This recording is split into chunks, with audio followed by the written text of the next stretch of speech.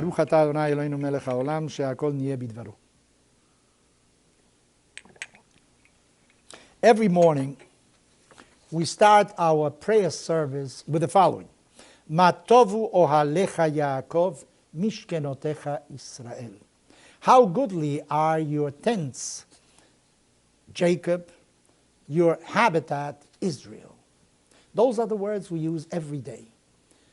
I usually come to the synagogue a few minutes before we're going to start. I put on my talit, my tefillin, and I want to be ready on time because I know other people have to go to work. So we should be able to start on time in order to finish at a decent hour for those people.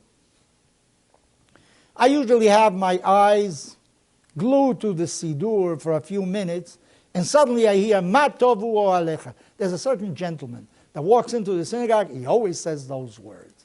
And I think it's very nice, It sets the right mood. Our rabbis say, what are your tents?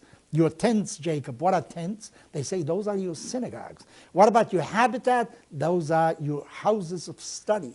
And actually, the synagogue and the house of study are the institutions that have maintained the Jewish tradition throughout these ages. So I think it is very good that we start with those words. By the way, where does that phrase come from? It comes from the Torah. Who said that? Actually, it was a man by the name of Bilam. He was a non-Jewish, a Gentile prophet. And our rabbis say that he was of the same stature as Moses. They say because maybe the peoples of the world will say we would have gone in a certain way had we had a Moses. So God says, here I'm giving you Bilam. He is of the same stature. Follow him and you'll do all right. How did he come to say these words? There was a man by the name of Balak. He was a king. And he saw that the Jewish people, when they went out of Egypt, were the victors in all the battles. And he said, I'll lose my battle against them because they're very well prepared militarily. Where is their strength really? He reasoned. It's the word. It's really their ethics, their morals. I am going to try to counteract their force with other words. So he went to this Bilam and he told him, I need your help because otherwise I won't be able to overcome the Jewish people. Finally, Bilam agreed and he decided that he was going to curse the Jewish people, use words against them. So he went on top of a mount and he saw the camp of the Jewish people, and he somehow felt there's harmony there, there's understanding, there's civility there. It's not what one would have thought. So he said, Ma tovu ohalecha. He's the one that said, look at these things. How nice, how good are your tents, your habitat, everything is fine. So our rabbis thought these are the words that we are going to use in order to start the prayers every morning. Rabbi Norman Lamb, whom I already quoted many a time, he was the president of Yeshiva University. He says the following: how come you use something that really is negative? Because our rabbis say, by what Bilam says, you can tell what he really felt. He wanted to say, how bad are your tents? But when he saw reality, he couldn't help but say, how good. And in religious, in spiritual matters, it's not so much what you say, it's intent that is very important. The intent of Bilam was really to curse the Jewish people. So why do we start out with somebody who wanted to curse the Jewish people? So maybe there's a tremendous teaching in it that a curse can be turned into a blessing as well. Not everything that is negative has to remain negative. We have many forces. We have energy within us. Energy to do good, energy to do bad. It depends what we use it for. If we know how to channel it, how to canalize these forces, maybe we will do something altogether different.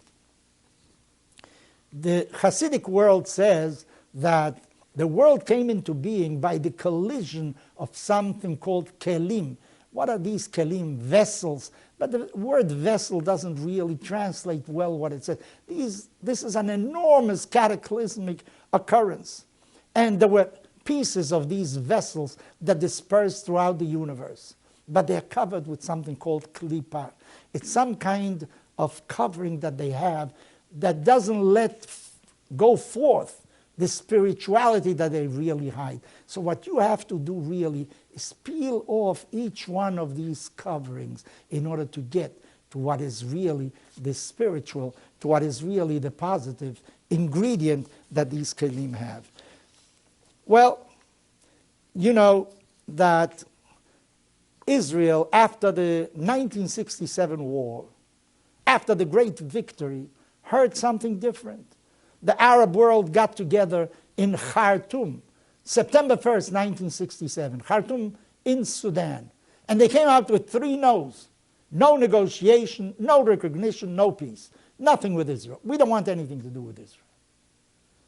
Well, one would have thought maybe this was the beginning of the destruction, or maybe not.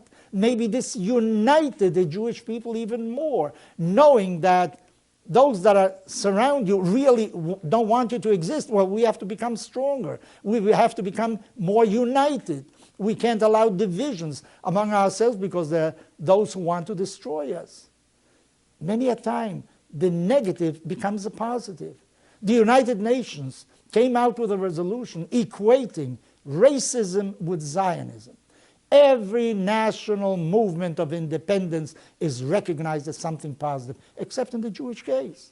So what do you think the reaction of the Jewish people was? We became stronger, more united, because if we have an enemy, if there's something negative against us, we have to produce more positive sentiment.